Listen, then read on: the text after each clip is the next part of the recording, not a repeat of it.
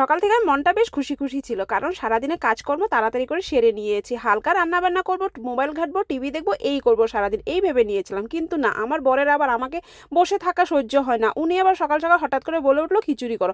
আমি বললাম যে সকাল সকাল আবার কে খিচুড়ি খায়, কেন খিচুড়ি করবো? বলছে না, মালিকদের বাড়িতে তোমার হাতের খিচুড়ি খাবে, তাই খিচুড়ি করো। তো আমি হলো ঠিক আছে, শর্টকাটই করে দেবো। সকাল সকাল যখন শর্টকাট করে কুকারে সব মশলা পাতি দিয়ে ডাল চাল দিয়ে বসিয়ে দেবো, 4 সিটি মতো মেরে নেবো, বাস হয়ে যাবে। কিন্তু না, বরের এটাও সহ্য হলো না। হঠাৎ করে উনি বলছে যে শুধু খিচুড়ি করবে, খিচুড়ির সাথে একটা নিরামিষ তরকারি করো। আবার নিরামিষ তরকারি না, পনিরের তরকারি করো। ফুলকপি এনে দিয়েছে, আর ফুলকপিটা এত বড়, কাটতে আমার মোটেও ইচ্ছে করছিল না, মনে হচ্ছিল যে টেবিলে সাজিয়ে রাখি, কি সুন্দর তাই না? তো এখানে সব কিছু কেটে টেটে নিয়েছি, পনিরের তরকারি বসিয়ে দিয়েছি, আর খিচুড়ি এখানে হয়ে গেছে। উপর দিয়ে একটু ঘি দিয়ে দিলাম, ধনেপাতা দিয়ে দিলাম।